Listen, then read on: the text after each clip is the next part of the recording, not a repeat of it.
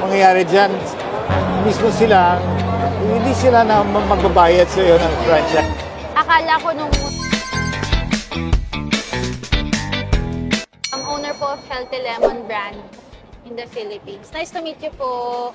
So, how did you get to know about what we're doing? Go Negosyo?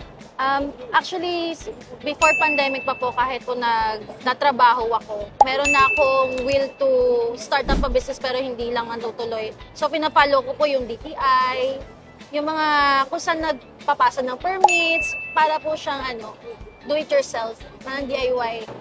And then you started a business. Hindi po eh. Akala ko po kasi magiging empleyado po ako, which I really did. Pero katagalan po, parang mas yung drive ko sa pagnenegosyo na punta. So, kumuha po ako from training OJTs, yan, sa mga restaurant, and then mahilig po kasi ako sa bartending class namin noon. Kaya po nabuo yung concoctions ng Healthy Lemon. So, kaya Healthy Lemon is lemonade. Yes po. Lemonade stand, parang ganyan. Yes po, lemonade kiosk sa mga malls and commercial spaces. And yung pangalan ng tindahan niyo or your brand is Healthy Yes Lemon? po, yung IPO, trademark po talaga is Healthy Lemon. So, ilan ang branches niyo ngayon? As of now po, we have 50 plus branches nationwide po. Nag-expand ka ng franchising, eventually, mangyayari dyan, mismo sila, hindi sila na magbabayad sa iyo ng franchise. Kaya nga po eh. Or magdadaya yan kasi walang control eh. Yun po yung akala ko nung muna. For me, parang okay po siya kasi natutulungan po yung, ang dami po kasi nagsasabi na gusto nila mag-start pero hindi sila marunong.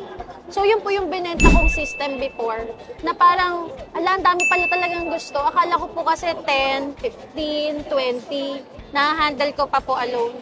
Pero yung ganito na po tuloy-tuloy siya, tapos nakikilala yung brand kasi gusto nila yung lasa. Yun po yung parang pinaka-product namin, product market namin, yung lasa ng lemonade. Saan mo sinusource yung lemonade? Sa mga local market vendors po. Meron na po ako, ever since na nagtiwala sa akin, na sinabi ko lang sa kanya na, sir, pag sa akin ka nag-supply, after 1 year, sa'yo pa rin ako kukuha. So, padalawa-dalawang box lang yun, Sir Joey.